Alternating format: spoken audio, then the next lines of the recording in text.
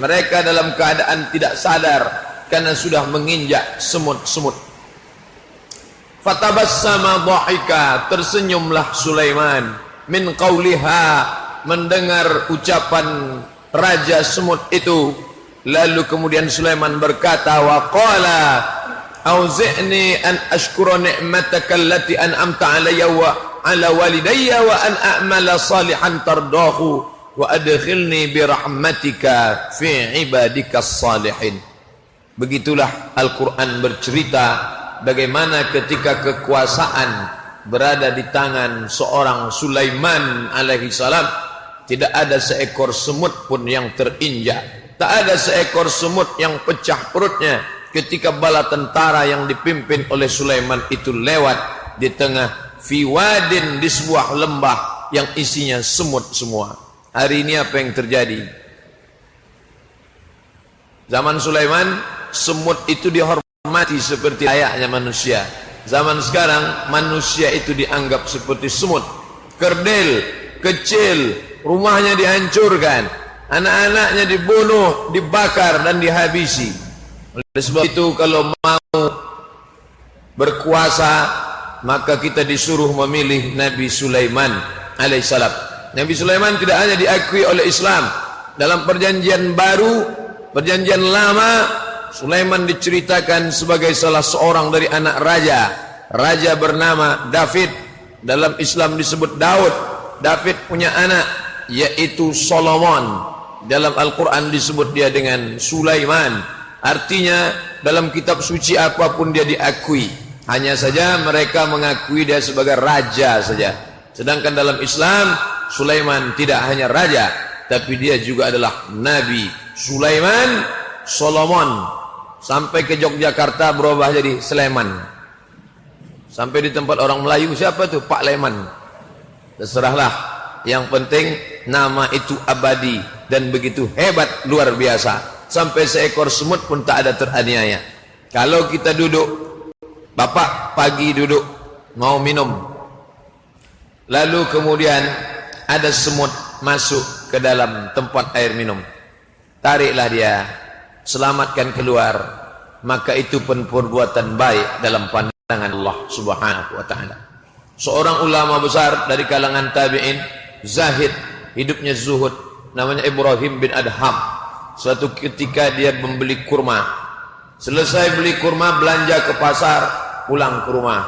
Sampai di rumah, dia tengok ada semut di dalam kurma. Dia balik lagi ke pasar. Orang bertanya, kamu kan baru sampai di rumah, kenapa pulang ke pasar? Kata Ibrahim bin Adham, li'annal ghurbat mur, karena berpisah dengan keluarga itu menyakitkan. Meninggalkan istri anak itu menderita. Apa maksud kamu? Tadi aku pulang ke rumah, aku lihat ada kurma. Kurma itu ada semutnya seekor saja. Berarti dia seekor semut yang sedang kehilangan keluarganya. Maka aku kembalikan lagi ke tempat tinggalnya. Kalau orang ada mengatakan, ini mengada-ngada saja. Tidak, itu ajaran Islam. Sampai ke dalam Al-Quran pun diceritakan kehebatan Sulaiman. Semut pun tak boleh teraniaya. Lalu kemudian ketika sahabat Nabi sedang musafir, dihidupkannya obor, ada sarang semut di atas, lalu dia hidupkan obor. Tak ada angin, tak ada hujan. Dia senang menengok semut itu ketakutan kena api. Larilah semut itu tunggang langgang, lintang pukang. Itu Nabi marah, bukan main. Apa kata Nabi? La yu'adzibu bin nar illa rabbun nar. Tidak ada yang layak untuk membunuh dengan api kecuali rabbun nar, kecuali rabbun nar, Allah yang memiliki api. Tak boleh membunuh semut, tak boleh menyakiti hewan binatang. Pergi ke bukit, pergi ke gunung, outbound, camping, mancing, nampak lubang tanah, tak ada angin, tak ada hujan, iseng saja. Banyak tempat lain, di sungai bisa, di balik pokok kayu bisa, tapi sarang semut itulah yang dia berhajat, betul ingin membuang hajatnya di sana. Maka kata Nabi, la yabluwanna ahadukum fil juhri, jangan kalian buang air kecil, kencing di lubang tanah. Apa sebabnya? Dalam kitab Hasyiah Sindi terhadap Sahih Sunan An-Nasa'i, hadis ini ada dalam kitab Sunan An-Nasa'i. Kenapa tak boleh kencing di lubang tanah? Karena lubang tanah itu maskanul hasyarat, tempat tinggalnya semut-semut. Bayangkan kalau ada semut yang sedang pilkada di dalam. Sudah 3 bulan mereka kampanye.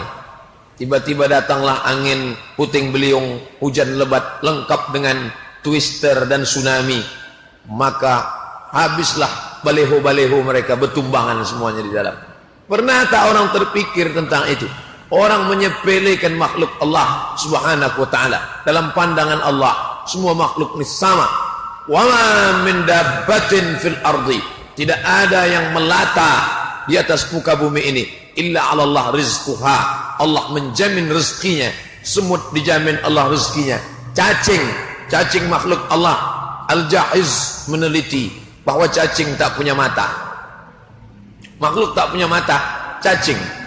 Tapi sampai hari ini cacing masih tetap bisa makan walaupun tak ada matanya, tak ada kakinya. Dia bergerak dengan perutnya. Minhum man yamshi ala batnih, ada makhlukku itu kata Allah yang berjalan dengan perutnya karena tak punya mata, tak punya kaki, tapi Allah berikan dia penciuman yang luar biasa tajam. Kalau ada orang mati di tanah ini, jarak radius 1 kilometer dari tempat penanaman jenazah, cacing-cacing sudah mencium baunya. Mati kita, meninggal dunia, ditanamkan, maka cacing-cacing sudah mencium baunya. Dia mengejarnya. Dari mana rezeki itu datang? Dari Allah subhanahu wa ta'ala. Begitulah keadilan Allah. Makanya salah satu dari Asma'ul Husna, Al-Adlu, Maha Adil, Al-Latif, Maha Halus. Semut, cacing, makhluk Allah yang tak dianiaya, tak boleh dizalimi. Kalau begitu ajaran Islam kepada semut dan cacing, bagaimana dengan kepada sesama manusia? Ittaquz zulma, jangan kalian zalim. Fa inna zulma zulumatun, karena kezaliman akan menjadi kegelapan pada hari kiamat. Hari ini orang yang rajin ke Makkah bolak-balik tawaf, sa'i, haji dan umrah. Hari ini orang Islam yang rajin melontar jumrah ula, wusta, aqabah. Kalau ditanya berapa kali umrah, jangankan umrah kau tanya, haji pun saya sudah tak teringat berapa hitungannya. Tapi gaji sopirnya dia tunda-tunda, gaji tukang cucinya tak dia bayarkan, gaji tukang laundry, setrika, guru kursus anaknya dia biarkan. Maka dia tidak baik dalam pandangan Allah subhanahu wa ta'ala. Dalam pandangan manusia dia hebat, Pak Haji, Bu Hajjah, orang kaya, ke Makkah tiap tahun, pulang bawa air zam-zam, belikan oleh-oleh. Tapi orang-orang yang lemah, al-mustad'afin, ad-du'afa, dia biarkan, dia makan haknya. Di dunia ini mereka tersenyum. Mas, gajimu saya gaji bulan depan aja ya. Bulan ini saya sedang mau pergi umrah nih. Dek, tukang cuci, kamu jangan gajian sekarang. Bu, anak saya mau bayar uang sekolah, pinjam aja dulu. Kalau mau bulan depan, kalau nggak mau cari kerja lain. Dia tersenyum, dia tak bisa balas, dia tak bisa tuntut karena dia lemah. Tapi nanti Malik Yaumiddin, ada namanya hari kiamat, iqamatuddin, din, ditegakkan agama Allah subhanahu wa ta'ala. Hari itu mereka yang lemah-lemah itu bisa menuntut, sekecil apa akan mereka tuntut. Faman ya'mal mithqala dzarratin khairan yarah, sebesar biji sawi kau akan dituntut di hadapan Allah subhanahu wa ta'ala. Bapak Ibu yang dimuliakan Allah, kalau kita diberi Allah hari ini kesehatan mata, tangan, telinga, kaki, itu sesungguhnya tak lain tak bukan kita akan diminta pertanggungjawaban. Kalau hari ini kita diberikan apa yang diamanahkan Allah subhanahu wa ta'ala, maka semuanya akan diminta. Selesai salat biasanya Nabi berzikir, Astaghfirullah, astaghfirullah, astaghfirullah, la ilaha illallah, la syarikalah, subhanallah, subhanallah. Tapi hari itu aneh, selesai salat Nabi langsung tegak, dia langkahi beberapa pundak mohon maaf dengan sahabat, dia langsung menuju kamarnya. Ini mimbar Nabi, di sebelah mimbar tempat Nabi jadi imam, 22 meter berjalan ke arah pintu kamar, menghadap ke kiblat. Rumah Nabi di sebelah kiri. Itu tempat hari ini ziarah ke makam Nabi, mengucapkan assalamu alayka ya Rasulullah, assalamu alayka ya ya Habibullah, assalamu alayka ya khaira khatillah, assalamu alayka ya safwatullah. Itulah kamar baginda Sayyidina wa Maulana Muhammad sallallahu alaihi wasallam bersama Sayyidatuna Aisyah radhiyallahu anha. Bergegas Nabi menuju kamar. Sahabat semua terdiam, tak tahu entah apa gerangan. Selesai itu mereka bertanya, ada apa ya Rasulullah? Ada satu bejana perak yang lupa aku bagikan ketika pembagian harta ghanimah rampasan perang. Aku tak ingin mati dalam keadaan mencari mereka di padang mahsyar. Begitulah Sayyidina Muhammad sallallahu alaihi wasallam yang dijamin masuk surga. Pertama memberikan syafaat, yang merupakan orang pilihan Allah Subhanahu wa taala, tapi dia tetap takut mengenai aniaya kepada orang. Hari ini orang menyangka dengan salat berjamaahnya putus semua perbuatan zalim yang pernah dia lakukan. Dia menyangka dengan sedekahnya, dengan wakafnya, dia bisa lepas dari ikatan sangkutan kepada manusia yang nampaknya sepele, remeh-temeh. Jam 7 pagi kita keluar rumah, itu orang-orang lemah sudah menggali parit untuk apa? Saluran najis kotor. Menggali parit untuk apa? Untuk kabel optik. Dari jam 7 pagi kita berangkat, jam 5 sore kita pulang, dia masih tetap juga menggali. Berapa yang dia dapatkan? 50.000, 70.000, paling tinggi 100.000. Yang punya amanah untuk program itu begitu mudahnya. Ingat, di akhirat mungkin dia jauh lebih mulia karena tak begitu banyak sangkutannya. Orang bangga dengan pahala ibadahnya, tahajud malam munajatnya. Saya sudah berzikir dengan Ustaz Arifin Ilham di Az-Zikra. Saya berteman dengan Ustaz Aa Game di Bandung. Manajemen kalbu, baik, tak salah. Tapi kebanggaan itu membuat kita merasa dekat dengan Allah. Lalu kita melupakan sudah menganiaya orang banyak. Apa kata Nabi? Ya'ti yaumal qiyamah, nanti ada orang pada hari kiamat datang menghadap Allah. Bisolatin, solatnya banyak. Wasyamin, puasanya banyak. Wazakatin, zakatnya banyak. Solat tahajud, solat witir, solat doa, solat isyraq, solat awabin, solat tasbih, solat tahiyatul masjid, qabliyah, ba'diyah, solatnya banyak. Wasyamin, puasa Nabi Daud, puasa yang 10 Muharram, 9, 10, 11, puasa Ayyamul Baid, 13, 14, 15, puasanya banyak sekali. Tapi ternyata lidahnya kasar, mencaci maki, menyumpah serupah sebulan. Wa akala mala hadha, memakan harta sebulan. Wa daraba hadha, nempel sebulan, memukul sebulan. Mentang-mentang punya kekuatan, dihormati, ditakuti, disedih. Ringan saja tangan itu, ringan saja lidah itu. Hari ini tak ada yang berani lawan. Andai ada orang menuntut, dia bayar pengacara, bisa dia lepas dari tuntutan. Tapi nanti kata Allah Subhanahu wa taala lewat lisan Nabi Muhammad sallallahu alaihi wasallam, ya'ti yaumul qiyamah, datang dari kiamat, bisolatin, salatnya banyak, wasyamin, puasanya banyak, wazakatin, zakatnya banyak. Qad syatama hadza, mencaci maki sebulan, amal setinggi bukit Uhud, disangka cukup untuk bekal menghadap Allah Subhanahu wa taala. Ternyata yang mengantri masih panjang. Yang satu mengambil salatnya, yang satu mengambil hajinya, yang satu mengambil umrahnya, yang mengambil infaknya, yang satu mengambil sedekahnya, yang satu mengambil zakatnya, hatta faniyat hasanatuhu, habis amal. Bagaimana ini? Amal sudah habis, walam yuqda alaih. Yang menuntut, yang mengantri masih panjang. Amal yang digadang-gadang, yang diharap-harapkan, yang disiap-siapkan sebagai bekal menghadap Allah, ternyata amal itu sudah habis, diambil oleh orang-orang yang pernah dizalimi, dianiaya. Bahkan amal itu habis, yang menuntut masih lagi antrian panjang orang menuntut. Apa kata Allah? Ambil dosa mereka, tu'ad ilaih, diambil dosa orang yang pernah dia aniaya, diambil dosa orang yang pernah dia zalimi, turi'at ilaih, campakkan ke dia, summa turi'at finnar, campakkan dia ke dalam kerak neraka jahanam. Inilah orang yang masuk neraka bukan karena khamar, masuk neraka bukan karena zina, masuk neraka bukan karena makan haram, masuk neraka bukan karena riba, masuk neraka bukan karena durhaka pada orang tua, masuk neraka karena apa? Masuk neraka karena menganiaya, menzalimi orang lain. Oleh sebab itu, kita yang sampai hari ini masih takut menunda-nunda gaji karyawan, orang-orang bawahan, masih takut memakan harta orang lain. Alhamdulillah, rasa takut itulah yang menyelamatkan kita dari azab Allah subhanahu wa ta'ala. Kafir sekalipun tak seakidah dengan kita, datang menghadap Amr ibn al-As radhiyallahu anhu, titelnya tak tanggung-tanggung, radhiyallahu anhu, Allah meridhai dia, diangkat jadi gubernur pada masa pemerintahan Umar bin Khattab. Meninggal Nabi, naik Abu Bakar. Abu Bakar jadi khalifah 2 tahun, tak lama. Meninggal Abu Bakar, naik Umar. Umar jadi khalifah 5 tahun, tak lama. 1 periode saja.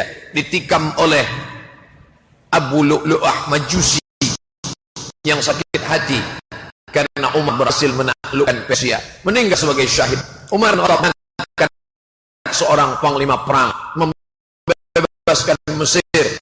Hari ini masjidnya tegak berdiri, masjid bernama Masjid Amr bin As di pusat di Kairo, pertama berdiri di Afrika Utara, Masjid Amr bin As. Salah satu jalan mengenai sisi tanah seorang kafir, lalu orang kafir ini mengadu kepada Sayyidina Umar ibn al-Khattab. Umar tidak memberikan surat teguran, tak ada kata-kata. Umar hanya mengambil tulang, digarisnya lurus dengan pedang, sampaikan ini kepada Amr bin As. Kata si kafir, ini untuk apa?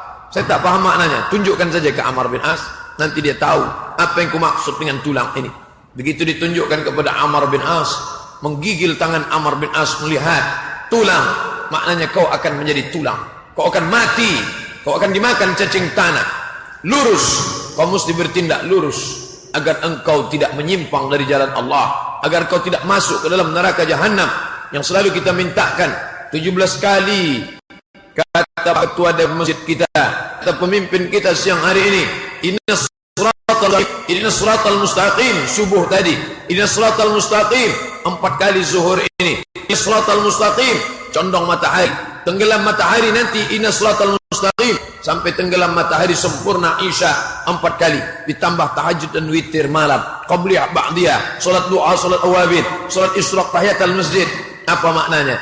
Jangan sampai kau menyimpang, wahai Amr bin As. Luruslah engkau, karena kau menjadi tulang belulang, kau akan mati, kau akan menjadi santapan cacing tanah. Penyimpangan, zigzag. Wa anna hadha sirati mustaqima, jalanku ini lurus. Jangan kau jalani dia dengan membelok ke kanan, membelok ke kiri. Lurus. Ketika kau jalani dia dengan bengkok, maka pun akan bengkok jalanmu di hadapan Allah subhanahu wa ta'ala. Kalau orang selevel Amr bin As, sahabat Nabi, berjumpa dengan Nabi, ikut perang jihad sama Nabi, diangkat menjadi khalifah, diangkat menjadi pemimpin, takut, cemas. Kenapa tak ada rasa takut itu di hati kita? Kenapa tak ada rasa cemas itu di hati kita? Karena cemas kita sudah terlalu habis, banyak dihabiskan oleh dunia. Cemas anak tak bisa sekolah, cemas tak bisa naik pangkat, cemas tak bisa kendaraan baru, cemas tak bisa rumah besar, cemas, habis takut dan cemas kepada Allah gara-gara cemas kepada dunia. La tulhikum amwalukum wala auladukum an dzikrillah. Jangan sampai kecemasan, ketakutmu kepada harta, cemas kepada anak, cemas kepada jabatan, cemas kepada kekuasaan, membuat engkau tak lagi cemas dan takut ketika itu datang.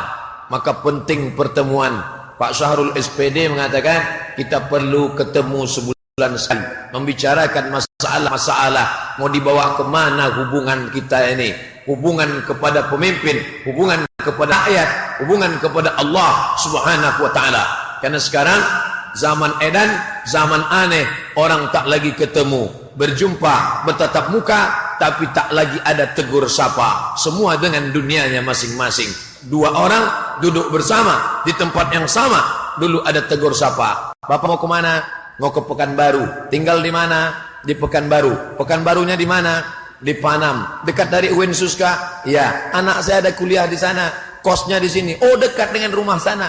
Sekarang orang ketemu sama-sama nunggu pesawat di airport, la salam wala kalam, dengan dunianya masing-masing. Andai ada orang yang mati di situ, sama-sama duduk, mati kawan di sebelah, tetap juga tak ditolong. Bukan ditolong kawan di sebelah, malah dipoto pula. Ada orang mati di sebelah saya. Bagi yang suka tolong like and share. Kasihan. Ini zaman aneh. Orang tak lagi membicarakan. Kalau duduk dia bersama dekat-dekatan, yang dihubunginya bukan teman yang dekat, teman yang jauh di Papua sana. Andai berjumpa pula dia dengan teman yang di Papua itu, dihubunginya teman yang ada di Tanjung Pinang. Apa yang membuat kita begini? Kamu hadir kemarin anak si Anu akikah, tak hadir. Lalu gimana? Udah saya kirim salam lewat Facebook. Kamu hadir kemarin anak si Anu meninggal, tidak hadir. Kenapa? Karena saya sudah kirim lewat Facebook. Kamu ketemu dengan anak si Fulan kemarin, tidak. Sudah. Nanti dalam sholat jenazah pun lewat Facebook juga. Tak lagi ada salam, tak lagi ada kalam, tak lagi ada pembicaraan. Maka perlu bicara, perlu membahas ke depan bagaimana kita akan menghadap Allah Subhanahu wa taala. Saya tidak ingin orang kalau sudah cerita agama mati. Dulu sebelum ngaji, rajin dia ngurus tokonya, rajin dia ngurus rukonya, rajin dia ngurus kebun sawitnya. Setelah ikut pengajian, ditinggalkannya semua. Jadi gimana sekarang? Bawaannya mau mati aja. Tak betul. Bukan ajaran Islam. Sahabat Nabi tidak diajarkan mati lalu tinggal di Masjid Nabawi, tidak ngurus makan anak dan istri, bawaannya mau mati saja. Enggak. Ini bukan ajaran Islam. Setelah Nabi SAW meninggal, mereka bertebaran di atas muka bumi. Abdullah bin Abbas pindah ke Taif, Abu Darda pindah ke negeri Syam, Bilal bin Abi Rabah pindah ke negeri Syam. Dari Madinah ke negeri Syam bukan dekat, masirata syahrin, sebulan perjalanan. Amr bin As pindah ke Mesir, Uqbah ibn Amir, Uqbah ibn Nafi pindah ke Maghrib, Afrika Utara. Mereka bertebaran ke atas muka bumi. Bahkan Hudzaifah ibn Yaman petualangannya sampai ke Bahrul Ghazwain, Caspian Sea, sekarang berbatasan dengan Rusia. Perjalanan panjang mereka. Mereka tidak zikir, makan, duduk, baca Quran, puasa sunat di Taman Raudhah menunggu malaikat maut datang. Tidak, itu bukan ajaran Islam. Selesai salat, idza qudiyatis shalah, salat sudah dilaksanakan, fantashuru fil ardh, bertebaranlah di atas muka bumi, wabtaghu min fadlillah, cari karunia Allah Subhanahu wa taala. Makanya beda doa masuk masjid dengan keluar masjid. Masuk masjid, Allahumma ftah li abwaab rahmatik, bukakan pintu rahmat untukku. Tapi nanti kita keluar masjid, doanya lain. Allahumma inni as'aluka min fadlik, aku minta bukakan rezekiku. Yang masuk ke tokonya, jagalah tokonya, kembangkan bisnisnya. Yang pergi ke kebunnya, panen, terus cari pupuk yang mantap. Hama-hama semprot dengan pestisida. Belikan yang baik, yang terbaik. Kenapa? Apa beda orang Islam sama orang kafir? Orang Islam cari harta, orang kafir cari harta. Orang Islam urus bisnis, orang kafir urus bisnis. Apa bedanya? Orang Islam berbisnis bukan dunia oriented, yang menjadi tujuannya adalah saya bisa menyekolahkan anak yatim, saya bisa mengangkat tangan orang yang teraniaya kepada orang yang menganiaya, saya angkat tangannya. Unsur haka, tolong saudaramu. Zaliman, apakah dia menganiaya, atau mazluman, atau dia teraniaya. Hadis ini membingungkan sahabat. Tolong saudaramu yang teraniaya, yang menganiaya. Kalau yang teraniaya kami bisa nolongnya ya Rasulullah, bisa kami bantu yang teraniaya. Tapi yang menganiaya, bagaimana kami bisa membantu orang yang menganiaya? Kaf, tahan tangannya. Dia sudah mau menempeleng orang susah, tahan tangannya. Bagi siapa yang bisa? Orang yang punya kekuasaan. Man ra'a minkum mungkaran, siapa di antara kalian yang melihat kemungkaran, ada orang kuat, ada orang zalim, ada penguasa, ada orang kaya menempeleng rakyat jelata semena-mena, tahan tangannya. Yang bisa menahan tangan siapa? Yang punya tangan. Yang bisa menahan kuasa orang kafir siapa? Yang punya kuasa. Maka orang Islam mesti punya kekuasaan. Seandainya doamu makbul dan kau tahu doa itu dikabulkan Allah, tapi doanya cuma satu saja, kata Imam Ahmad bin Hanbal, dikutip oleh Syekh Yusuf Al-Qaradawi dalam kitab Min Fiqhid Daulah, seandainya doamu makbul dan doa itu cuma satu saja, maka pindahlah doa supaya engkau mendapat pemimpin yang adil. Kenapa? Dengan keadilannya kau bisa mengangkat tangan yang menganiaya. Dengan keadilannya kau bisa menolong orang-orang yang terzalimi, termakan pajaknya, termakan haknya, termakan biaya pendidikannya. Bisa angkat. Kenapa? Dengan tangan kekuasaan. Apa yang dimuliakan Allah Subhanahu wa taala. ketika berceramah, berkhutbah, kekuasaan haram, politik buruk, politikus hanya untuk tikus saja. Umat Islam meninggalkannya. Ketika itu ditinggalkan, musibah besar sedang terjadi. Seandainya Nabi Muhammad SAW itu hanya ngajak orang puasa Senin Kamis, Abu Jahal, Abu Lahab, Abu Sufyan takkan marah. Seandainya Nabi Muhammad itu hanya ngajak orang sholat, sujud, rukuk, zikir, maka orang-orang Yahudi Bani Nadir, Bani Quraizah, Bani Qainuqa, Yahudi Khaybar takkan marah. Kenapa mereka marah kepada Nabi Muhammad SAW? Karena dia memegang tampuk kekuasaan. Jadi kalau ada orang mengatakan Nabi itu hanya tokoh agama, yang haram diangkat tokoh kafir, tokoh agama saja yang tak boleh. Adapun masalah gubernur, wali kota, bupati, camat, RT RW, anggota legislatif, itu bukan urusan kita. Ini masalah mengangkat tangan dari orang yang suka menganiaya, mengangkat tangan dari orang-orang yang suka menzalimi orang lain. Kita bisa menyelamatkan diri, istri, anak bagus, tapi itu jabatan rendah, kepala keluarga, kepala rumah tangga. Ayah mengangkat tangan istri yang menganiaya anak, ibu mengangkat tangan suami yang menganiaya, memukul karena marah, bukan memukul mengajar, tapi menghajar, menganiaya, menzalimi, marah kepada istri, dipukul anak membabi buta. Ingat, ittaqullah, takutlah kamu kepada Allah, wa'dilu baina auladikum, bersikap adil kamu kepada anak-anak kamu. Pemerintahan kecil, suami, istri, anak paling besar, anak paling kecil, hanya 4 orang pun disuruh juga adil. Kalau kepemimpinan kecil penting ada pemimpinnya. Iza safara ahadukum, kalau musafir salah seorang kamu dalam satu, 2, 3, ada 3 orang, falyu'ammiruhum ahaduhum, hendaklah salah seorang antara kalian mengangkat menjadi pemimpin, yang akan menjadi imam sholat, yang akan mengajak, yang akan menyuruh, yang akan meminta bantuan, kelak diminta pertanggungjawaban di hadapan Allah Subhanahu wa taala. Siapa yang mati wa isyamun punya tang puasa, soma'an waliyu, maka ahlinya melaksanakan puasa untuknya. Siapa yang menyuruh? Abang paling besar, adik-adik kita, mak kita sudah meninggal, ada hutang puasanya 10 hari, kamu 1 hari, kamu 1 hari, kamu 1 hari. Bagaimana? Ada yang dituakan, ditinggikan seranting, didulukan selangkah, tempelan daun yang bernaung, akarnya bersila, cakapnya didengar, nenek mama, tokoh masyarakat, lembaga adat lain, alim ulama. Ketika itu saya di tatanan masyarakat kita, sesungguhnya kiamat sudah terjadi. Ketika diberikan kuasa kepada orang yang tak layak untuk memukulnya, tak layak untuk mengembannya, fantazir sa'ah, tunggulah hancuran. Dunia tetap tegak diri, hancur. Hak orang-orang fakir, hak fakir miskin, hak orang-orang lemah teraniaya. Tangan orang yang berkuasa seenaknya saja menganiaya. Nabi sallallahu alaihi wasallam, di akhir zaman nanti kalian akan melihat orang diam melihat batilan. Maka kata Sayyidina Ali karramallahu wajhah, aku tidak pernah khawatir tentang hak dan batil, karena memang dari sejak zaman Nabi Adam dunia ini isinya hak dan batil. Ada Kabil, ada Habil, ada Ibrahim, ada Musa, ada Isa, ada Heroes, ada Muhammad, ada Abu Lahab. Dunia tak pernah berakhir dengan hak dan batil, karena inilah dunia isi hak dan batil. Jadi kalau ada sekarang orang heran saya Pak Ustaz, kenapa banyak orang sesat?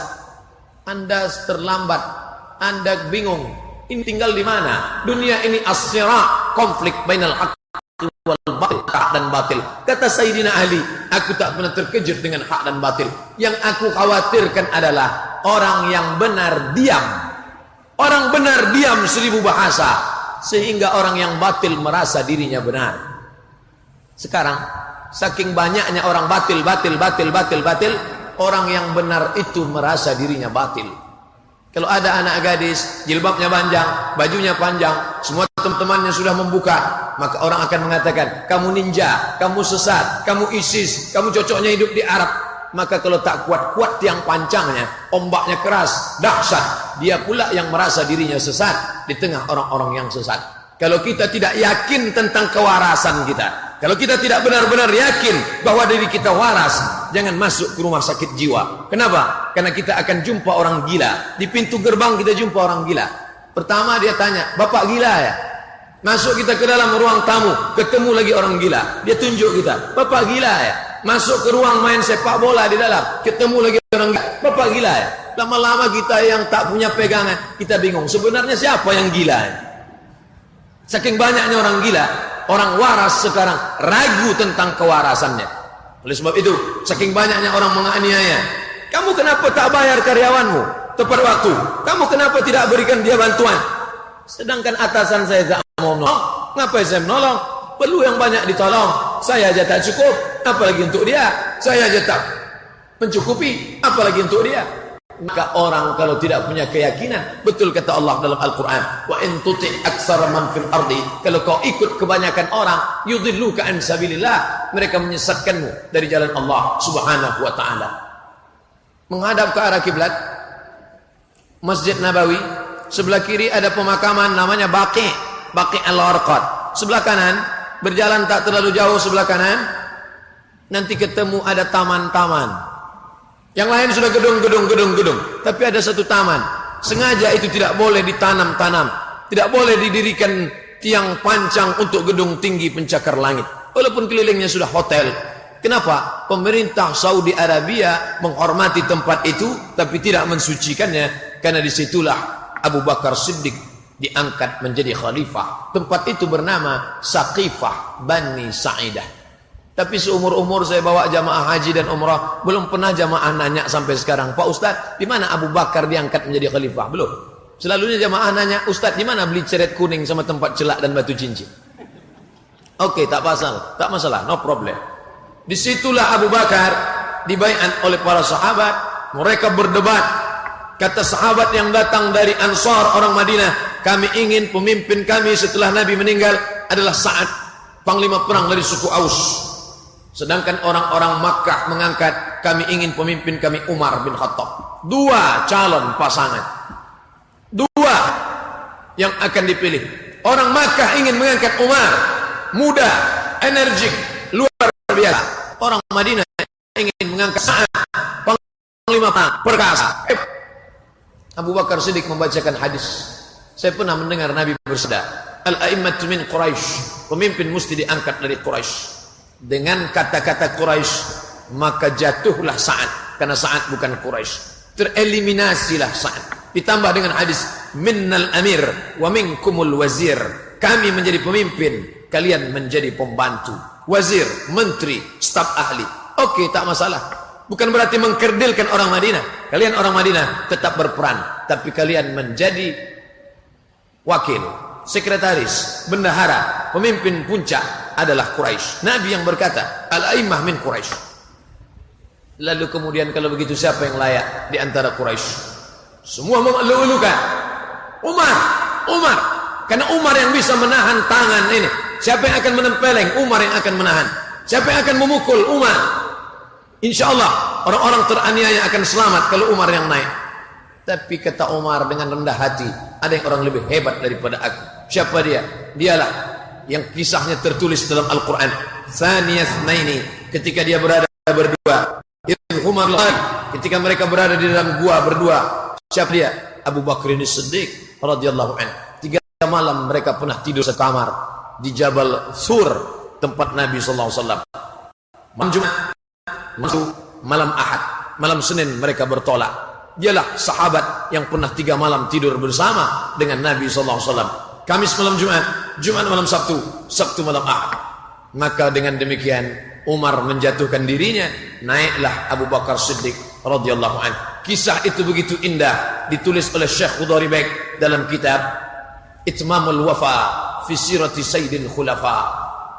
Pidato Umar bin Khattab, pidato Abu Bakar Siddiq menunjukkan bagaimana mereka berhasrat kepada kekuasaan itu untuk menangan tangan-tangan yang bisa menganiaya orang susah, tangan-tangan yang jahat memakan hak fakir miskin, tangan-tangan yang mesti diselamatkan. Kalau tidak diangkat, dia akan menzalimi orang lain. Kata Abu Bakar Siddiq, "Qad wullitu 'alaikum wa lastu bi khairikum."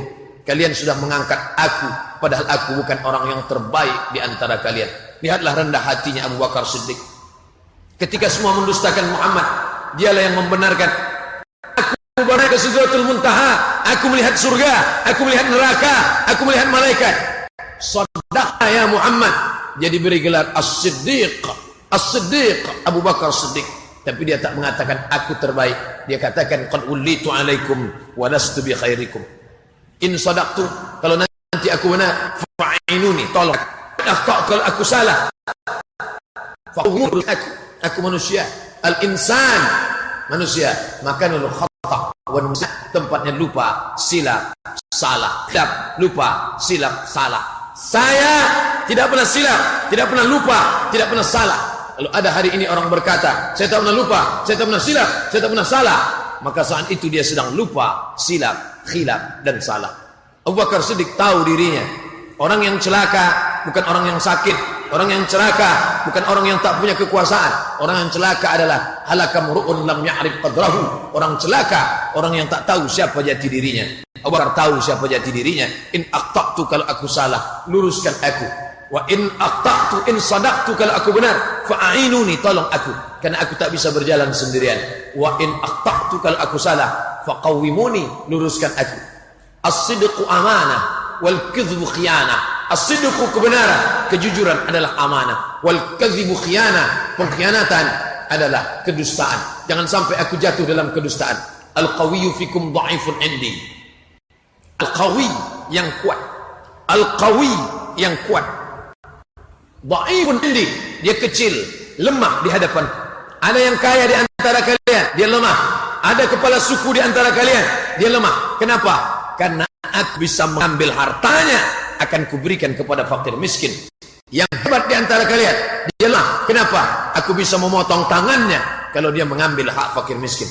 Al-qawiyyu fikum dha'ifun indi, yang kuat di antara kamu lemah dalam pandangan mataku. Hatta akhudhal haqqa minhu, aku ambil hak daripada dia. Wadha'ifu fikum qawiyyun indi, yang lemah di antara kalian, fakir miskin, orang susah, rakyat rata, yang menurut kalian tak ada apa-apanya, qawiyyun indi, dia kuat di depan mataku. Kenapa? Akhudhul haqqa lahu insyaallah, aku akan mengambil haknya yang ada di tangan orang kaya.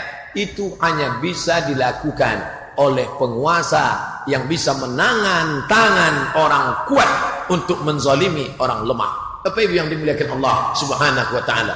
Abdul Somad Ustaz insyaallah tak akan menganiaya semut. Insyaallah saya tak akan mengencingi lubang semut. Insyaallah saya yang menceramahkannya, saya yang menyampaikannya. Saya akan berusaha. Makhluk Allah lemah ini. Tapi sekarang kita tidak berhadapan dengan semut. Kita berhadapan dengan manusia-manusia yang diperlakukan sebagai semut.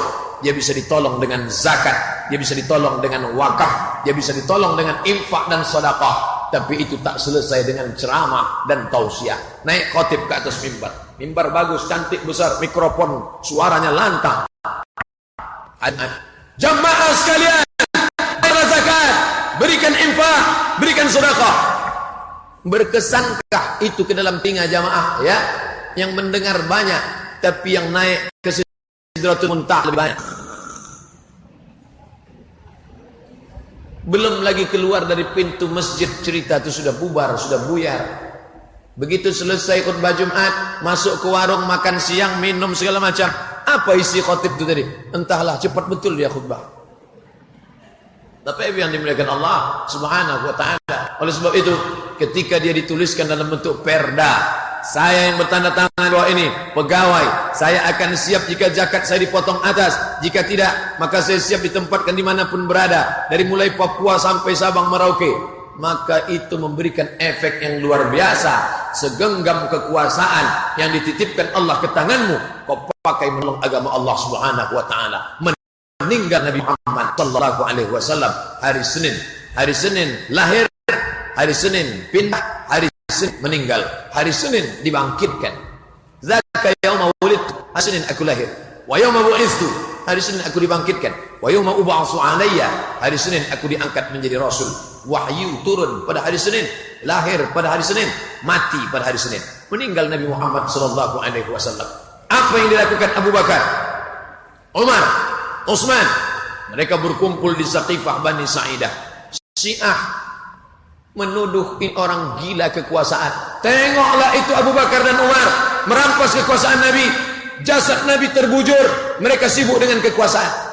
Orang Islam yang tak paham tentang siapa yang paling berhak menyelenggarakan jenazah terpukau dengan isu ini. Betul juga ya, masa jasad Nabi terbujur, Abu Bakar Umar sibuk membahas masalah politik.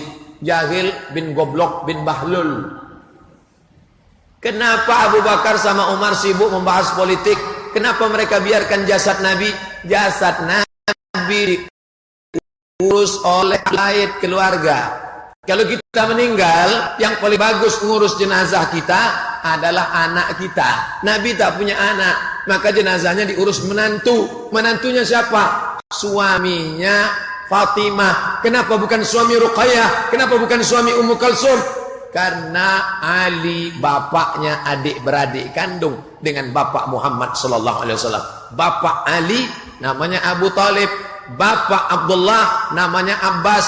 Abbas yang mengurus jenazah Nabi. Abbas paman Ali, sepupu ayahnya adik beradik. Hasan, Husain, cucu Fadl bin Abbas. Fadl saudara kandung Abbas bin Abdul Muthalib. 5 yang mengurus jenazah Nabi, pasukan inti, dibantu oleh keluarga yang lain. Ibu kalau meninggal dunia, yang paling bagus memandikan jenazah ibu adalah anak yang dulu ibu mandikan 1000 kali. Mandi pagi, mandi siang, mandi malam. Selama setahun berapa kali mandikan? 1000 kali. 3 tahun 3000 kali mandi. Lalu siapa yang memandikan jenazah ibu? Ibu hanya minta dia mandi sekali saja. Nah, ku mandikan kau 3000 kali. Aku hanya ingin kau mandikan aku sekali saja. Apa itu? Mandi jenazah. Ini yang terjadi pada jasad Nabi SAW. Bukan Abu Bakar sama Umar tak peduli jenazah Nabi. Jenazah Nabi diurus pasukan inti 5 orang. Abbas paman, Fadl sepupu, Abdullah sepupu, Ali menantu sekaligus sepupu, Hasan, Husain cucu. Sedangkan kekuasaan diurus oleh Abu Bakar dan Umar. Kenapa? Satu hari tanpa penguasa yang adil, dunia kiamat. Oleh sebab itu Bapak Ibu yang dimuliakan Allah Subhanahu wa taala, tolonglah orang-orang yang teraniaya. Kalau bisa dengan tanganmu, kata Nabi. Kalau kau tak sanggup dengan tanganmu, fabilisani, dengan lidah. Inilah Ustaz Abdul Somad siang ini tak sanggup dia dengan tangan, karena tangannya tak punya kuasa. Yang berotot, yang tegap, pakailah. Abdul Somad, kuasa tak ada, otot pun tak ada. Apa yang bisa? Suara. Makanya jamaah selanjutnya saya, Ustaz kok ceramah kenapa kuat-kuat? Saya kuasa tak ada, otot tak ada, tinggal suara. Kalau suara tak boleh jadi kuat, apalagi mau dibawa menolong agama Allah Subhanahu wa taala. Fabi yadi, dengan tangan. Fabi lisani, dengan lidah. Tak sanggup juga dengan lidah. Fabi qalbi, hati. Tapi dengan hati itu bukan pilihan. Hati itu adalah ejekan. Kenapa? Baca ujung hadisnya. Hadis jangan dipotong. Wa dzalika adhaful iman. Itulah lemah iman. Ketika memilih kendaraan, kenapa dipilih yang paling cepat? Memang rumah, kenapa rumah yang paling besar? Untuk kekuasaan yang paling kuat. Tapi giliran iman, kenapa pilih yang paling lemah? Wa dzalika adhaful iman. Kamu kenapa tak ngomong? Udahlah, kata Nabi kan dengan hati aja cukup. Saya pakai hati aja lah. Hati yang mana? Wa dzalika adhaful iman. Selemah-lemah iman. Kenapa kau pilih pakai iman yang paling lemah? Padahal nanti kau menghadap Allah, yang akan kau bawa adalah iman yang paling kuat. Yauma la yanfa'u malun. Hari itu tak ada guna anak.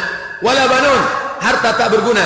Anak tak bisa menolong. Illa man atallaha biqalbin salim. Kecuali orang yang datang menghadap Allah, membawa hati yang salim, yang selamat. Hati yang selamat, hati yang dipenuhi dengan iman. Iman yang kuat, bukan iman yang lemah. Wa dzalika adhaful iman. Pak Ustaz, tempat saya bekerja ini penuh dengan kekotoran, penuh kejahatan, penuh dengan intimidasi. Saya keluar sajalah dari sini. Kalau Bapak keluar, apakah dijamin akan duduk orang yang paling baik di sana? Kalau Bapak keluar dari sini, siapa yang duduk di sana? Insya Allah Pak Ustaz, kalau saya keluar dari sini, banyak yang mau mengganti saya. Siapa saja? Si Manung Kalit, Huta Pea, Huta Ginjang, Huta Julu, Raja Guguk. Oh jangan. Kalau kau berikan itu kepada orang yang lebih zalim, aniaya, maka kau ikut bersekongkol dengan penganiayaan. Tapan hapar, lapar-lapar sedikit, susah-susah sedikit, pelik-pelik sedikit, tahan-tahankanlah. Itulah nilai jihad kita. Kalau Khalid ibnul Walid terbaring di tempat tidur dalam keadaan meleleh air mata, sejengkal dari badan itu tak ada satupun yang kosong.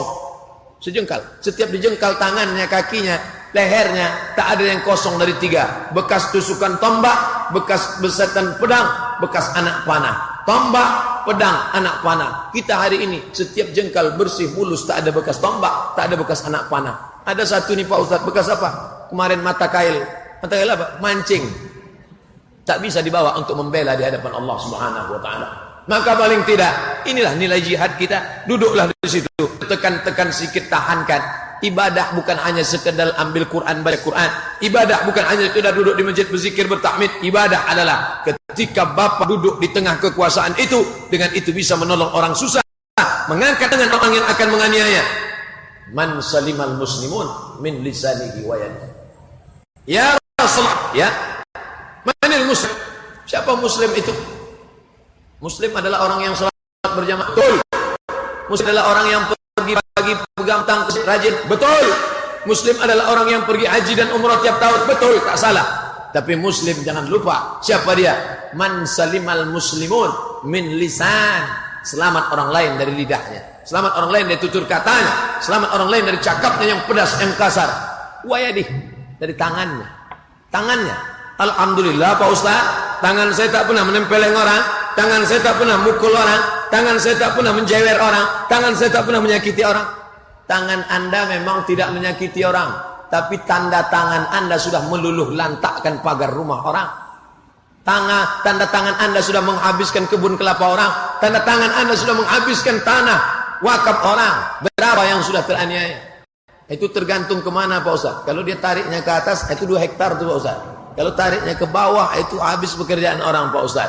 Ingat, kau akan dituntut di hadapan Allah Subhanahu wa ta'ala. Hari ini orang begitu pandai bersilat lidah. Oleh sebab itu ketika sampai masanya, tangan tidak akan diikat, kaki tidak akan diikat. Yang pertama diikat adalah lidah. Ayat itu dibaca setiap malam Jumat.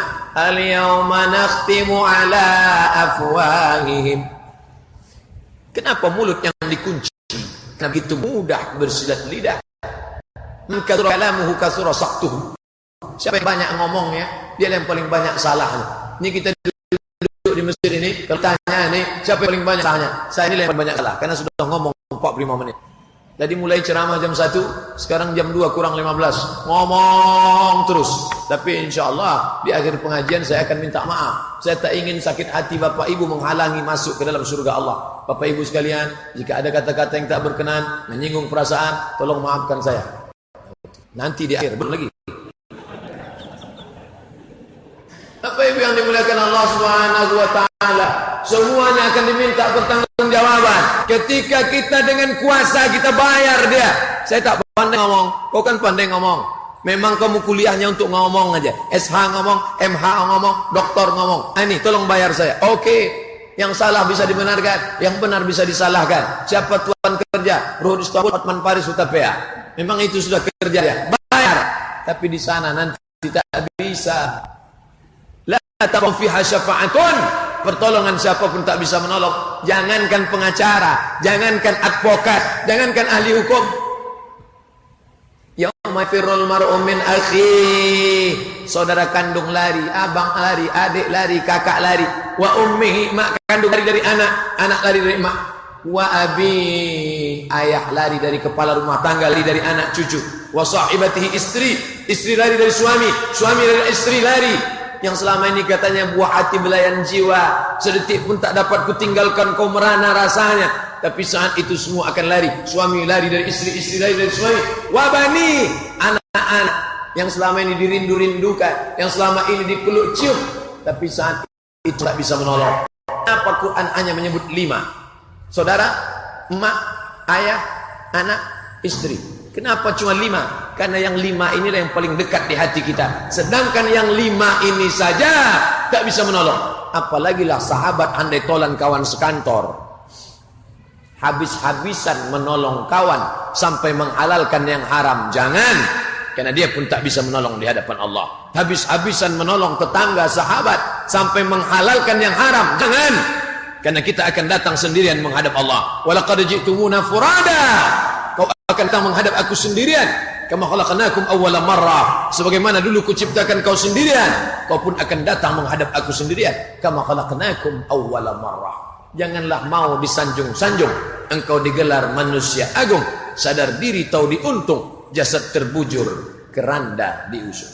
Sebelum kemari, saya singgah di Kabupaten Pelalawan, Provinsi Riau Daratan. Singgah di salah satu daerah, kecamatan, desa terpencil. Turun kami dari speed, dari jauh terdengar suara mikrofon masjid. Janganlah mau disanjung-sanjung, engkau digelar manusia agung. Sadarlah diri tahu diuntung. Saya heran, ini rombongan camat, berani sekali mereka lagu nasyid menyanyikan ini. Janganlah mau disanjung-sanjung, engkau gelar manusia agung. Sadar diri tahu diuntung, jasad terbujur terkeranjat diusung. Sampai di masjid saya tengok, rupanya tak ada orang. Flash disk. Patutlah. Ini jadi pelajaran bagi bapak ibu akan datang kalau mau menyambut anggota DPR, menyambut bupati, wali kota yang suka disanjung-sanjung, dielu-elukan tapi menganiaya orang. Potongkan MP3 ini, hidupkan. Begitu dia marah, siapa yang nyanyi tadi? Ini pak, mau marah-marah sana. Sampai masanya tak ada yang bisa menolong.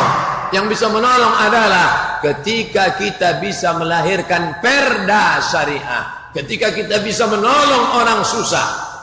Ustaz Somad, ya, saya baru menghadiri acara apa? Kematian. Ada orang mati tadi Pak Ustaz di rumah sakit. Apa yang kamu tengok? Ramai, tapi sunyi di tengah keramaian. Kenapa sunyi di tengah keramaian?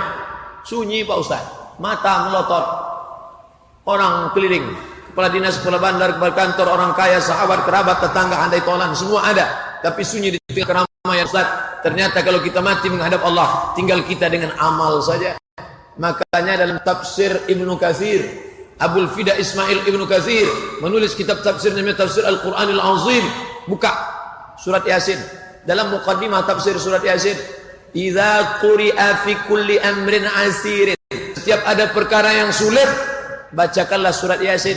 Illa yassarahullah, maka Allah mempermudahkannya. Sulit rezeki, baca surat Yasin. Sulit jodoh, baca Yasin. Sulit mati, baca surat Yasin. Ibu kalau menengok bapak udah agak mati, biar cepat matinya, bacakan surat Yasin. Yasin wa Qur'anil Hakim, innaka laminal mursalin ala siratim mustaqim. Mempermudah, melapangkan, yang lain tak bisa menolong. Sahabat handai tolan tak bisa menolong. Belum lagi masuk ke liang lahat, belum lagi di titian siratal mustaqim, belum lagi di padang mahsyar. Masih di alam dunia, tak lagi siapa kawan, sahabat, dokter spesialis, tak bisa menolong. Hanya surat Yasin yang bisa menolong. Oleh sebab itu hari ini orang banyak berwakaf surat Yasin. Begitu meninggal emaknya, wakaf surat Yasin, wakaf surat Yasin, wakaf surat Yasin. Berapa bapak wakafkan? 1000 surat Yasin. Bapak pernah baca? Enggak. Tak bisa menolong.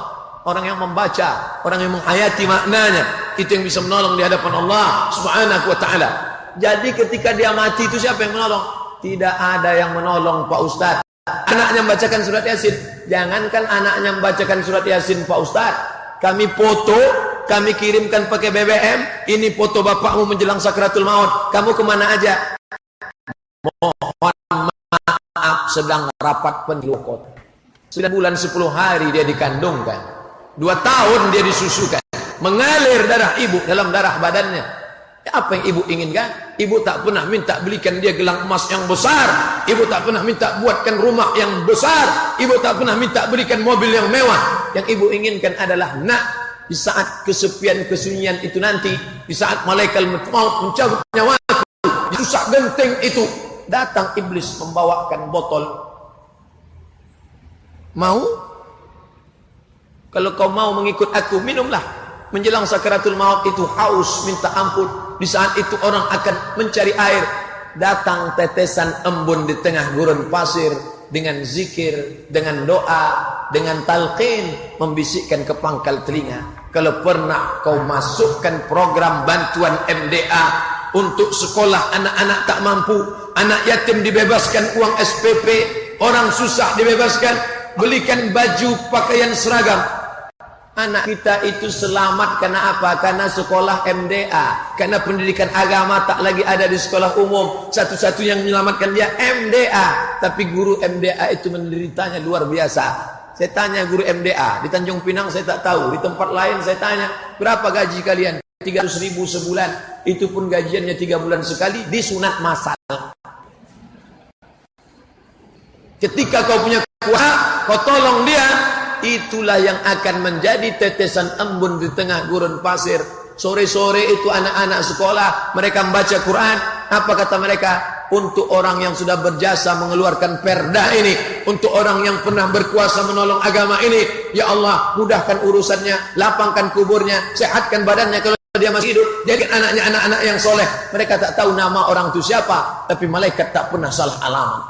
Itulah yang akan menolong di hadapan Allah. Orang yang kamu tengok sakratul maut itu berapa lama berkuasa? 2 periode Pak Ustaz. Ada masjid dia bangun? Tak ada. Ada MDA dia tolong? Tak ada. Ada sekolah dia tegakkan? Tak ada. Ada dia buat tempat mengaji? Tak ada. Ada dia buat perda zakat? Tak ada. Apa yang dia buat waktu berkuasa? Rajin membuat taman-taman. Apa fungsi taman itu sekarang? Orang pacaran tiap malam minggu, bergonceng-gonceng, berpangku-pangku. Insya Allah mengalirlah dosanya untuk dia sebagai dosa jariah. Ustaz enak aja ngomong amal jariah. Amal jariah ada. Ya, man sanna fil islami sunnatan hasanatan, siapa yang berbuat baik, falahu ajruha, dia dapat pahalanya. Wa ajru man amila biha, orang yang beramal sesuai itu mengalir ke makamnya. Siapa yang mewakafkan masjid ini dulu dengan cantik dan indah, kaligrafi masya Allah. Kaligrafi depan, kaligrafi kiri, cantik bukan main. Mazhab Maliki memakruhkan kaligrafi. Menurut mazhab Maliki makruh kaligrafi. Kenapa? Karena dalam mazhab Maliki fawalli wajhaka syatral masjidil haram. Dalam mazhab Maliki wajah tidak menengok tempat sujud, wajah ke depan. Makanya makruh kalau ada tulisan. Karena ketika dia menengok tulisan, tengok siapa yang menulis. Tapi kita mazhab Syafi'i tidak menengok tulisan, mata menengok ke bawah. Tak jadi masalah, mengalir pahala kepada orang yang mewakafkan ini dulu. Tapi kalau tidak sempat, ini singkat, akhirnya dia azankan, mati disolatkan. Dari azan ke solat tertulis biasanya di dinding. Dari azan ke iqamat 15 menit. Tapi yang dimuliakan Allah Subhanahu wa ta'ala, selama masih dititipkan Allah jasad ini, segan cacing memakan tangan Al-Somad. Kenapa? Karena darah masih mengalir. Kenapa darah mengalir? Karena jantung berdetak. Kenapa jantung berdetak?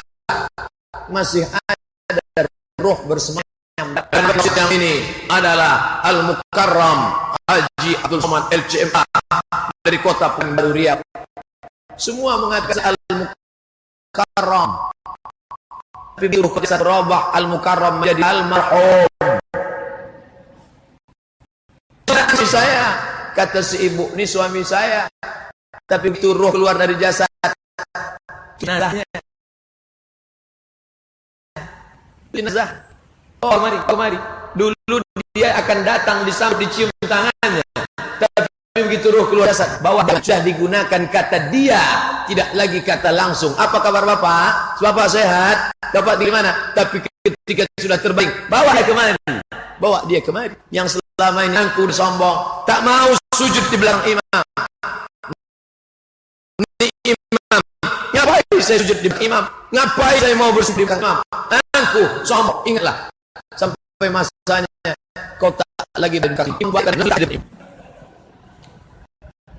Apa yang dimuliakan Allah Subhanahu wa ta'ala, kalau dititipkan Allah hidup, banyak orang salah jawab. Inilah salah berpikir, salah merenung, salah ngomong, salah bertindak. Salahnya dari mana? Salah mendengar. Gara-gara salah mendengar, salah mikir. Gara-gara salah mikir, salah merenung, gara-gara salah bertindak. Ibu sehat ya. Kawan-kawan banyak yang mendahului. Ibu kok masih sehat sampai sekarang? Iya, saya ini sehat karena rajin check up kesehatan mahkota hospital sebulan 2 kali. Bapak sehat ya. Kawan-kawan Bapak sudah banyak yang mendahului. Bapak kau tetap sehat? Ya, saya tetap sehat. Rajin jaga 4 sehat 5 sempurna. Bukan. Kita hidup bukan karena kita sehat. Kita hidup bukan karena kita muda. Yang muda jangan bangga. Yang tua jangan putus asa. Kita hidup karena Allah masih ingin kita beramal. sepupu Abdul Somad, kawan sepermainan, kawan seperjalanan, sama-sama mandi sungai. Tapi ketika mandi terpeleset kakinya, mati, meninggal dunia. Lama saya berpikir, kenapa dia mati, kenapa aku tidak mati, kenapa aku hidup, kenapa dia tak hidup. Hari ini baru saya paham. Buku 29 surat yang pertama Al-Mulk. Alladzi biyadihi wa huwa ala kulli syai'in qadir. Alladzi khalaqal mauta, dia menciptakan mati, wal hayata, dia menciptakan hidup. Ada kelahiran, ada kematian, ada hal yang lahat. Resiko hidup adalah mati. Ada orang hidup takut mati, dia terima resiko. Life is take risk. Hidup adalah berani mengambil resiko. Resiko muda adalah tua. Resiko kencang adalah keriput. Resiko sehat adalah mati. Resiko hidup adalah mati. Berani hidup, tak takut mati. Takut mati, jangan hidup. Takut hidup, mati saja. Kalau belum sampai masanya, tengok. Kalau ada jenazah lewat, ikut. Pas jam 2. Tadi saya mulai ceramah jam 1, sekarang jam 2. Saya di mana-mana ceramah 60 menit. Sesuai dengan yang tertulis di botol aqua 600 ml. Ini sebetulnya tak perlu sampai tapi panitia pandai disebutnya mek. Ini tak 600. Banyak silap salah, tak berkenan di hati. Bapak Wakil Wali Kota, Bapak Kepala Dinas Perlabanan, yang baik datang dari Allah, yang tak baik datang dari hamba Allah yang dhaif. Bil khusus sahabat-sahabat dan rombongan kami dari Batam, dari Bank Syariah, Bank Riau Kepri Syariah, yang besar tak dibawa gelar, yang kecil tak disebut nama. InsyaAllah bermanfaat ini semua. Bapak Ibu sampaikan ke anak cucu, sahabat, kerabat, tetangga. Kalau ada yang nanya, siapa yang ceramah tadi? Mudah saja ingatnya. Mana tahu lupa namanya. Jangan jawab yang tidak-tidak. Siapa yang ceramah tadi? Entahlah, tak tahu. Ustadznya kurus tinggi. Ya betul. Siapa tadi yang ceramah? Ustadz Abdul Somad. Mengingat nama saya mudah. Qul huwallahu ahad, Allahus somad. Judul ceramahnya apa? Itulah, entah apa-apa aja cerita itu, cerita semua cerita. Pokoknya rekamannya ada. Nanti tonton saja di www.youtube.com. www.youtube.com. Cari www.youtube.com. Abdul Somad Ustadz, enter, download gratis. Udah saya download setengah jam ke apa? Kata Ustadz gratis ada. Rupanya paket habis. Al-Fatihah. A'udzubillahi minasyaitonir rajim. Bismillahirrahmanirrahim. Alhamdulillahirabbil alamin. Arrahmanir rahim. Maliki yaumiddin. Iyyaka na'budu wa iyyaka nasta'in. Ihdinas siratal mustaqim. Siratal ladzina an'amta 'alaihim ghairil maghdubi 'alaihim waladdallin. Allahumma ja'alna minal ladzina yastami'una al-qawla fayattabi'una ahsanah. Jadi orang mendengarkan ucapan yang baik lalu mengiringinya dengan yang baik. Allahumma azal Islam wal muslimin. Bantulah kaum muslimin, bantu Islam agama Allah. Allahumma tsabbit qulubana, kokohkan hati kami dalam agamamu, wala ta'tika ta'atan kepadamu. Waghfir lana dzunubana, ampunkan dosa kami, wali walidina, kedua orang tua kami, wali masyayikhina, guru-guru kami, wali a'immatina shalihin, pemimpin-pemimpin kami yang saleh, yang berjuang dengan kekuasaannya. Tolong mereka ya Allah supaya istiqamah dalam jalanmu. Allahumma ja'alna wa ja'alhum minal mustaqimina fi sabilik. Jadikan mereka, jadikan kami orang-orang yang istiqamah di dalam jalanmu ya Allah. Rabbana taqabbal minna salatan wa siyaman wa ruku'ana. Jadikan ruku kami, sujud kami, ibadah kami hanya karena Engkau. Sempurnakan segala kekuatan Allah. Allahumma qtim lana bi husnil khatimah. Tutup kami dengan khatimah. Wala taqtim lana bi su'il khatimah. Tutup umur kami dengan su'ul khatimah. Allahumma dafa'an al-ghala wal waba wal